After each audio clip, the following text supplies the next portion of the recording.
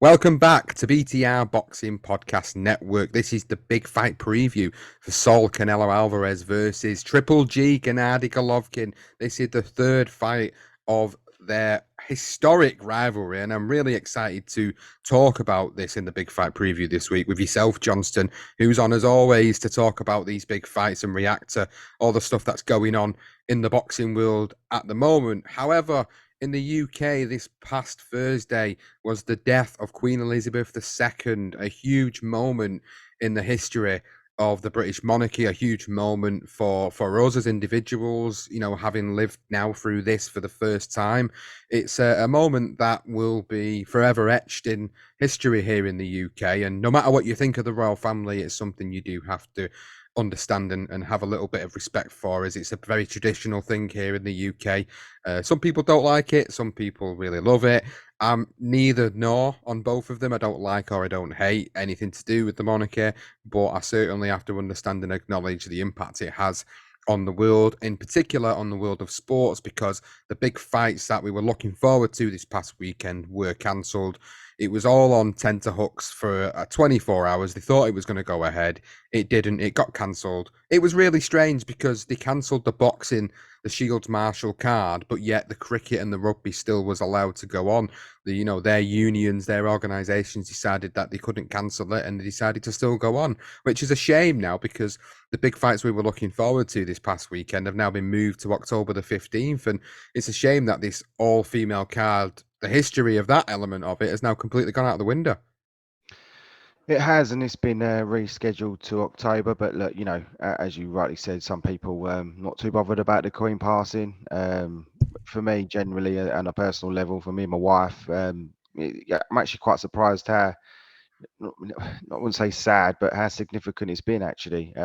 You don't realise when someone's there for 70 years.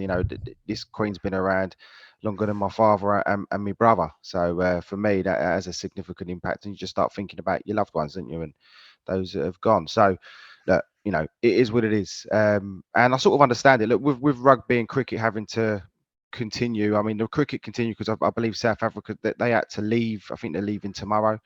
So there just wasn't enough time to reschedule that in. And boxing, with boxing, it sort of followed suit with the football. When it goes to rugby, rugby don't have midweek games. I mean, it's an impact sport. It's very aggressive. You can't play midweek games. You can't play 3 times a week for the safety of players. So that's probably why the rugby couldn't be rescheduled. So yeah, I understand their reasoning. And end of the day, it's a significant moment in the history of this island of Britain and Northern Ireland, and it is what it is. And then I feel that some people have sort of thought it was a bad thing. I think it's not. I don't think it is. I think especially cancelling football as well from literally under sevens. It gives them a reason. They start realizing why am I kicking ball? Well, the reason why is because the Queen's Day is significant. It's an impact that's happening. So look, people are going to moan if football and boxing had continued. I'm sure people would have moaned then as well. I don't think it was a case of it was a non-win, wasn't it? So, but yeah, it's a shame we didn't get to see the fight. We're gonna have to wait till October now. Yeah, we are going to have to wait till October, but we're not going to have to wait very long for Alvarez versus Golovkin, the big fight Oh, for this coming weekend. I can't wait. I'm really excited for it. oh yes. We've got some great opinions on this fight because I know how passionate you feel about the very first fight between these two, and I'm sure we'll go into it. But it's a fight that we've been waiting for some time, and people's general opinion about this particular fight is that it's too late for Golovkin now. He's too old. Like, people are saying Canelo's just going to knock him out late. I've got a lot of people that run YouTube channels on social media and do things similar to us, and a lot of them are saying the same thing. Canelo stops him late. It's going to be interesting to get your thoughts and opinions on how this fight goes down, but I'm excited for it because it is significant. Again, it's another moment in boxing where, we talk about trilogies, rivalries, a series of 4 fights. There's more and more of them happening in this modern generation, and this is probably going to turn out to be another modern day classic trilogy with these two. I just hope it really does deliver, and I hope it is very competitive. And ultimately, I hope the right man wins, and that's the biggest thing at the end of this, is that the right man does go on to win the fight. I think for me, I think people need to take a moment and just realize what these two guys have delivered for us in those first 2 fights. I think people get a little bit carried away with it, and they start sort of, Golovkin's 40, Canelo's going to bust him up. What's the point of the third one? I think in time, in retrospect, we'll look back and realize that, we've got two warriors, two fantastic boxers, two of the best fighters around in this era. And I think then people will realize, what they've given us. And I think some people get, as I say, they just get a little bit clouded with their judgment. And you've got to remember, I'm a huge Golovkin fan. I've never shied away from that. I sort of like the way he not only delivers himself in the ring, but also outside of the ring. I know Canelo's come out recently sort of saying he's a fake. Look, this guy is no fake. Gennady Golovkin is what you get. There's no way about it. He brings a drama show. That's what he does. And I love him for that. And I love the fact that, he delivers when he needs to. And I like his attitude outside the ring.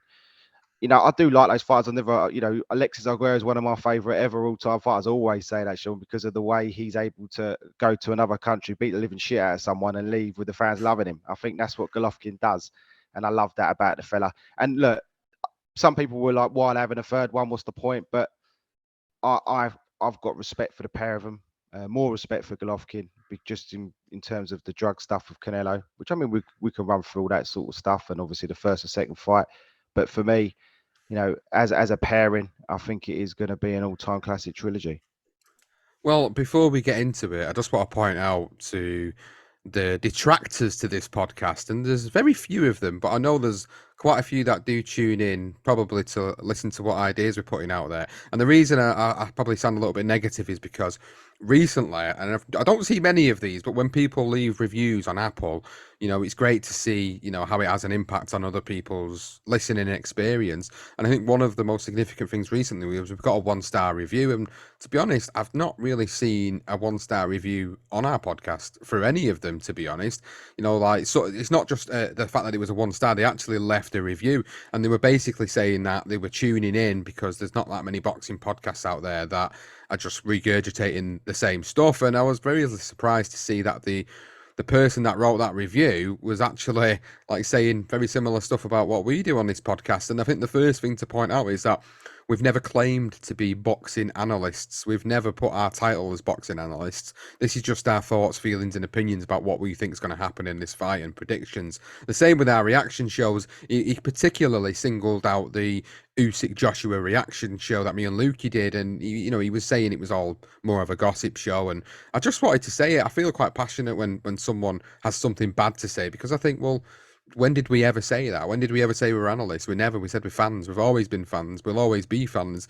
Unless we get paid to do this for a living, completely full time, then we're not analysts. We're just fans of the sport that put a podcast together and enjoy it. So I just wanted to sort of throw that out there, because if this guy, or maybe even this girl, if this guy or girl's listening, then you've not even give us a chance or tuned in to like any of the shows that we do to understand what we actually do and what we're all about. You've just listened to one particular episode, probably heard a few things that maybe other people have said and thought, nah, it's not for me.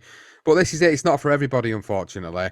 So with that in mind, I'm going to move away from that negativity. I just wanted to point it out to people that do listen and do enjoy us. We never claim to be boxing analysts. We don't get paid full time for it. We get some income coming in from our patrons, which is appreciated, and we do get some income for being part of the Sport Social Network. But we still do day jobs. We still work 9 to 5. It's it's what we do. We just enjoy doing this because we've got a passion for the sport. So I'd like to move into this fight with a lot of positivity in terms of the fact that it is a big fight, regardless of what people think about it. Like, people are seeing that it's a foregone conclusion that Alvarez is going to beat Golovkin in this fight. And like you say, why are they having this fight? Golovkin is old. At the end of the day, Golovkin has still proved his worth. He's still proved that he is a force, even at the age of 40. Since his majority defeat to Canelo, he's beat Steve Rolls, Sergey Derevyanchenko, Kamil Seremeta, and Ryota Murata, and picked up a title by beating Ryota Murata earlier this year. And to me, that just proves that he's still at a level which you can consider to be top class, world class, maybe even elite, if you really want to label it that. And Saul Alvarez, as we know, has had his second defeat inflicted on him by losing to Dmitry Bivol. So, he's in a position where he's coming off the back of a loss now, back down to the super middleweight division to defend all the titles in the super middleweight division. And, I think this is a huge, huge fight. And I think it's got a lot of repercussions of how the super middleweight division could potentially play out depending upon the outcome of it. As it stands at the moment, Saul Alvarez is the man to beat in the super middleweight division, and Golovkin, still as he is at the age of 40, he's still the best guy in the middleweight division. So he's moving up to super middleweight to challenge the best guy in the super middleweight division. And these two guys already know each other like the back of their hands. And that's the beauty of this particular fight, is that the weight isn't going to make a significant difference in this fight. I know we do talk about significant differences in certain fights with weights, but I genuinely don't think that'll be a factor on this particular fight. I think this is going to be a very evenly matched fight between two guys that, regardless of ages, I think both are still at the peak of their powers. I think Golovkin, maybe you could say he's slightly slower than what he was, but I still think he, in terms of what he's doing in the ring against the fighters he's going against, he still looks like he's at the peak of his power. So I still think the fight is at the right time. I still think it's Golovkin's last sort of stance, really, and last moment to make such a significant impact in his boxing career. Regardless of what you think of it, it's a huge, huge fight, and it's one I'm really looking forward to. So I'll finish rabbiting on and pass this over to you now. I'm going to say to you, Johnston, how do you look at this fight? How do you perceive this fight in its magnitude? And what are your initial thoughts about both fighters going into it? I love the fight. I do. I love the first two fights. The judging and the results I may have disagreed with, but in just putting that to one side, I think both guys demonstrated their boxing abilities. I think in the first fight in particular, what I enjoyed watching was Golovkin bringing his same attitude of just pushing his fighter back, which I believe Canelo allowed him to do, and he become the sort of counter puncher. So that was for me where I felt Golovkin won the fight. I thought he came in like he had done in all of his other previous fights, and Canelo allowed him to dictate his pace on the fight. No matter how many times I've seen it, my opinion will never vary. I think Golovkin wins this fight, or wins that fight, sorry, and I think he won it by about 2 to 3 rounds. There were some close rounds in there, but I felt that it was his fight, it was Canelo's fight. And then what I liked about the second was the fact that Canelo made adjustments and he took the center of the ring, and he pushed Golovkin back, and Golovkin wasn't able to put the pressure on and put his foot down as much as he was in that first fight. So it was a very close fight, their second fight. I felt that it could have gone either way. I would have had no arguments with Canelo winning a round by a round or two, and the same with Golovkin. However, I do feel that that fight was much more closer, and it probably should have been considered a draw. But look, you're talking about a round here or there.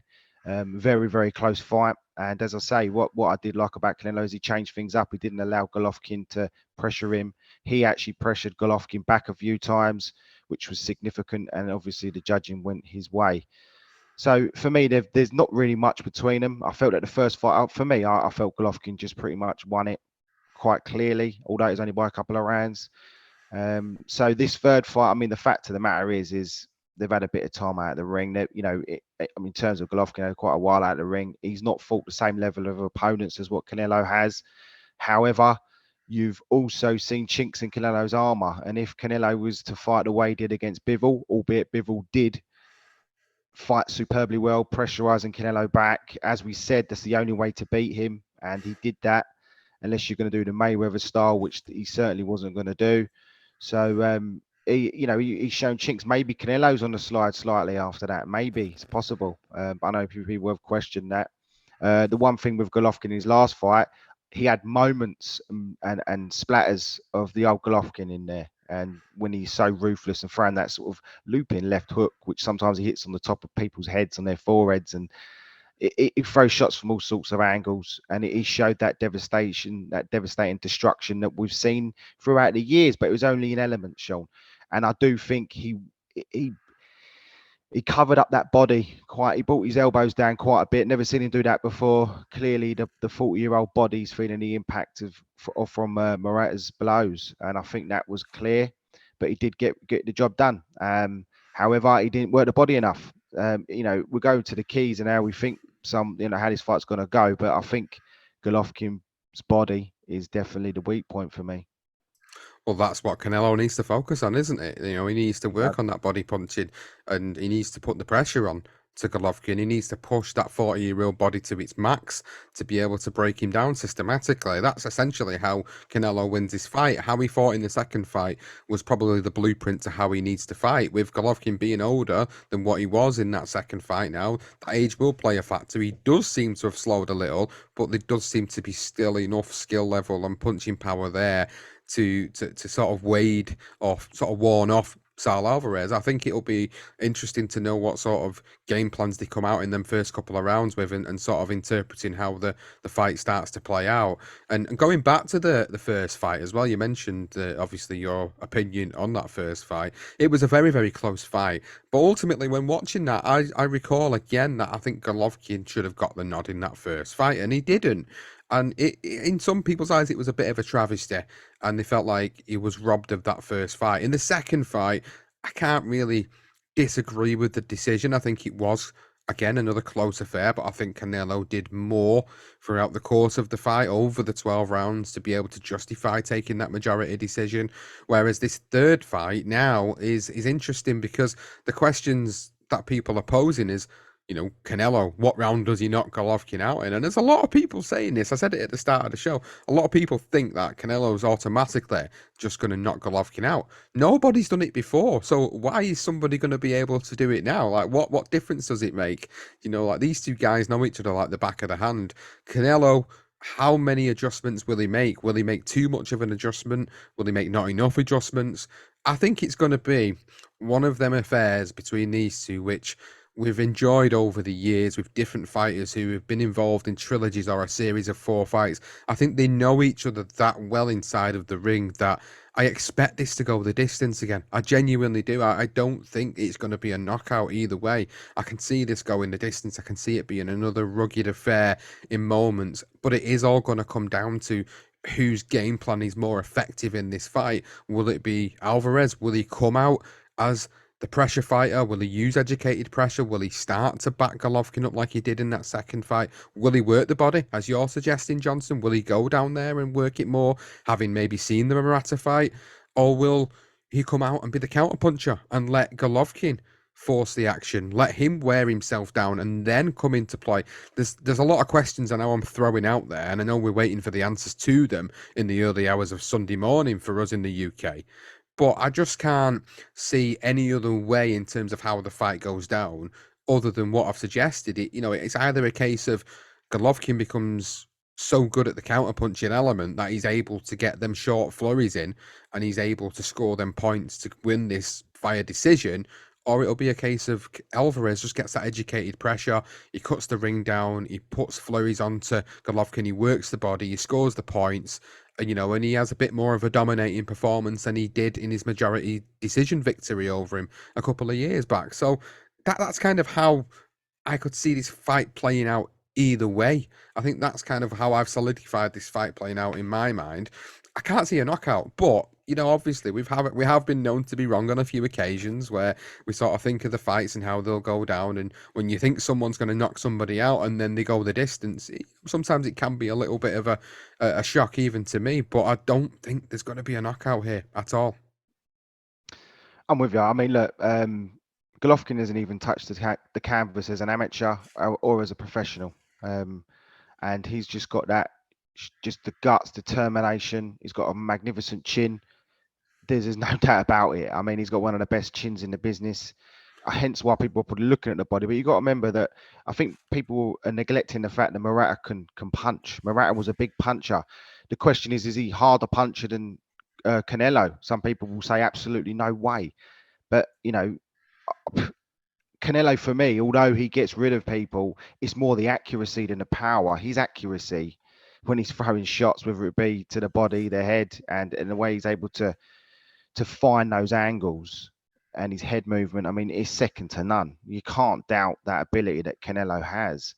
However, when he gets pushed back and he's able to be pushed back like Bivol did, then you see a different side to Canelo. Has he got another way and he was out of options, wasn't he? He was out of options, and if someone can do what Bivol did, I think Golovkin can.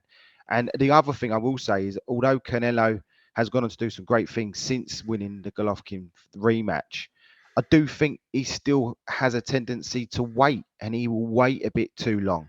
So what he presented us in that second fight was a guy who's going to push Golovkin back. Can he do that again? And people are going to question Golovkin, but can Canelo do that again? I've not seen that. What he tends to do now against sort of like the bigger guys, you think about Callum Smith, he was hitting the arms, and Callum just didn't do. He was almost like he was petrified, and he froze in there. Whereas he tried to do that with Bivol and throw counter shots, it weren't happening. It weren't happening. The feints weren't there. He didn't look great against Bivol. And I know Golovkin, there were moments in the Murata fight, because you only got to look, you're as good as your last fight. So you're looking at those two fights in particular. And even other fights before, after that, with the Caleb Plant fight, it was like he was waiting for his opportunities. If he does that against Golovkin, then he's going to find himself down on the cards again. If he doesn't want to push Golovkin back, and he allows Golovkin to come forward and he sits on them ropes for too long, trying to throw them counter shots, which he has been doing since that second fight, I think he loses a few rounds there, and I think Golovkin takes those rounds. So the question is, can he put Golovkin down? Can he be the first to put him down? Can he be the first to stop him? I don't think anyone's getting stopped. There could be a question of maybe, just maybe, he may land one of them accurate body shots, and it may take the wind out of Golovkin where he does need to take a knee for a while. That's a possibility. I don't think he gets stopped.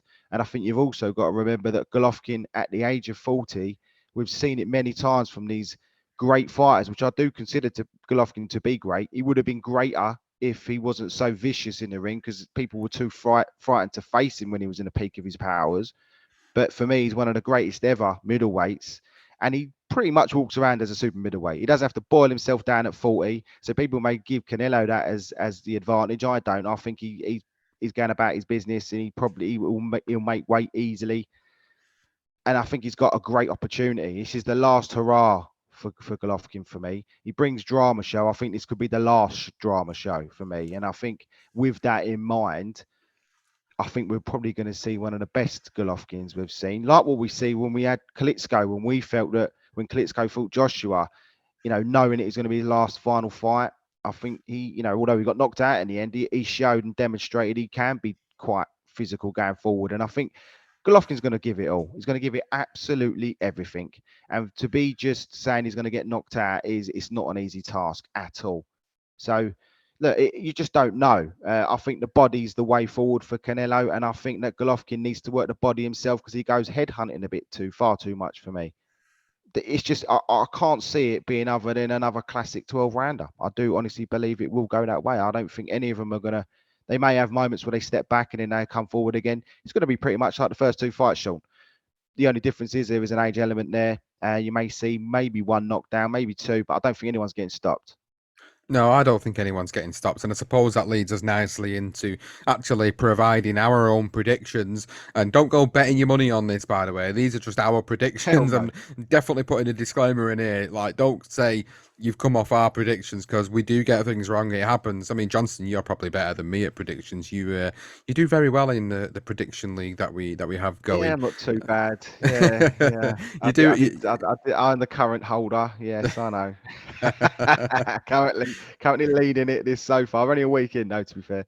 So if anybody's best to listen to, probably Johnston. So I'm going to give mine first and save it for Johnston to give his prediction. So, looking at what we've spoke about in this episode, how we think things could go down, how fights could possibly be won by either man.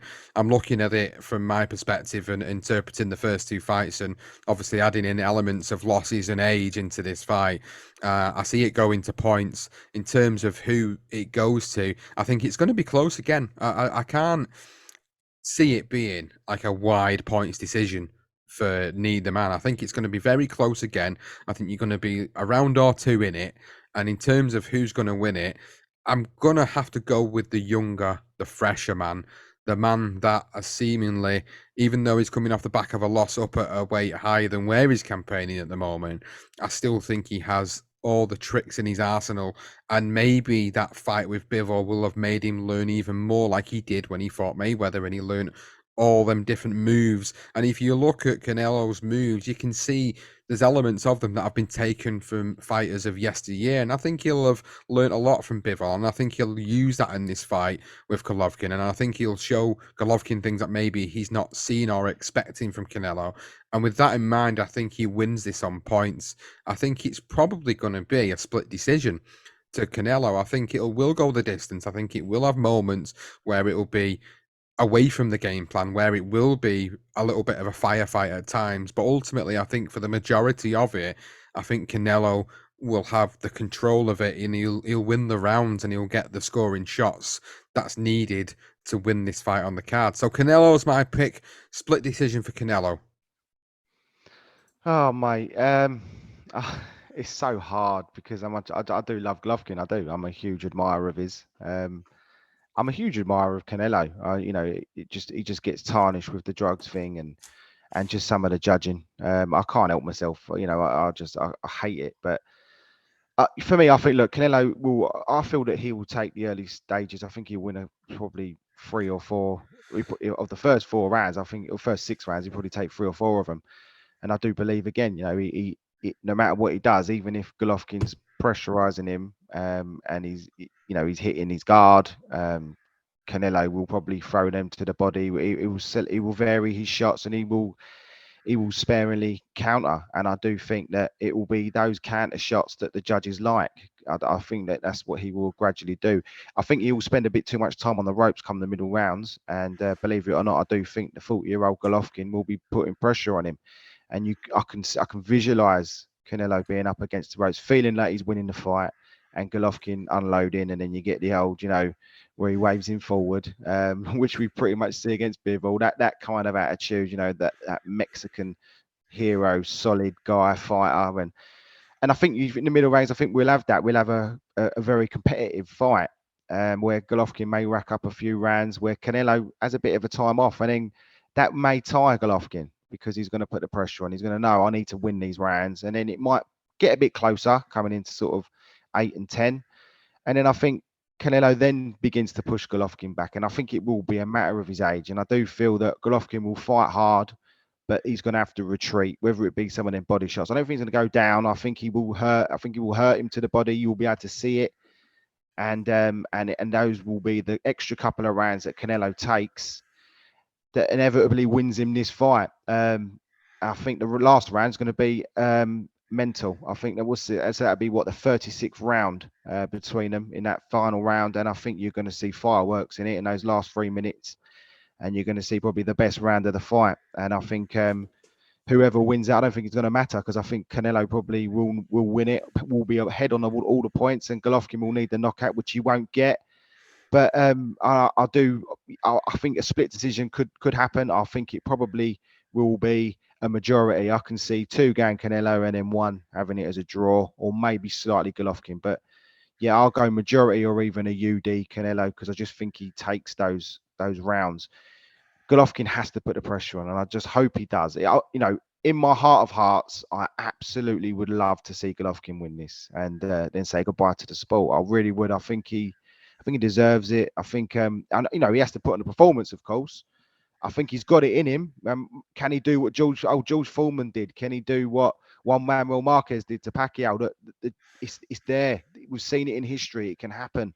And I hope that happens. Whether he stops him, knocks him out, or gets the point decision, I will be absolutely over the moon. I really would. But I don't think it's going to happen. I think Canelo does take it. Well, with that in mind, then let's just briefly go through the rest of the card, and then obviously have a little couple of minutes to talk about the fact that it is now DAZN pay-per-view as well. That's something we've not even spoke about. I'm sure people will want to hear that. So I'm going to round up the card. I'm not going to go through the fights in detail. I think most of the people that listen to us, they know who's fighting this weekend. Jesse Rodriguez Franco fighting Israel Gonzalez, defending that WBC super flyweight title. Ali Akhmedov against Gabriel Rosado. Could could be a really good fight for the undercard there. Amo Williams versus our very own Kieran Conway. I think that'll be a good fight as long as that lasts. Diego Pacheco, 15-0 against Enrico Colazo. Mark Castro, former guest of Ones to Watch, is also on the card. Aaron Aponte and Antonio Herrera also on this particular card. Now, in the UK on Friday night, we've got the show on Channel 5 in the UK in Bolton as Gavin Gwynn headlines defending the British lightweight and Commonwealth lightweight titles against Craig Woodruff, Lyndon Arthur, Nathan Gorman, Conor Walker, Jake James, James Moorcroft. Many other prospects are also featuring on this particular card. So if you're a UK-based listener, you're not aware of this show, it is happening on Channel 5. That is happening. I've said Friday night, it's actually Saturday night. So you've got that as a bit of a prelude to Canelo versus Golovkin if you are deciding to stay up and watch the boxing this weekend. So shifting back to the conversation at hand in these last few minutes of the show, this is a pay-per-view, this one, on DAZN. So it's a very interesting concept that they've got it on pay-per-view after expecting us as fight fans to just pay a certain subscription to get all these sort of fights, and now they've changed the goalposts again by obviously putting a pay-per-view element into their superstars of their promotion.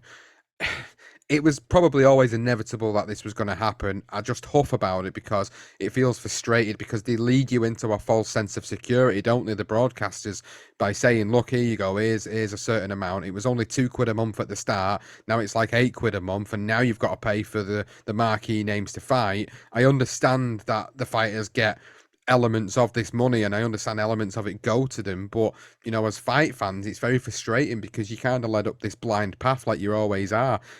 When you're in the UK, you go on Sky and you watch the boxer shows and then you think, right, great, I'm getting all this free action here, but you're not, you're paying it as part of your subscription. And then what happens next is boxer then get a big fight and then they'll probably put something on pay-per-view at Sky Box Office. So you can't win Yep. either way. It's like you've got to accept it or don't bother, or like a lot of people do, they find alternative ways of watching it. I just find it really frustrating that it continues to happen.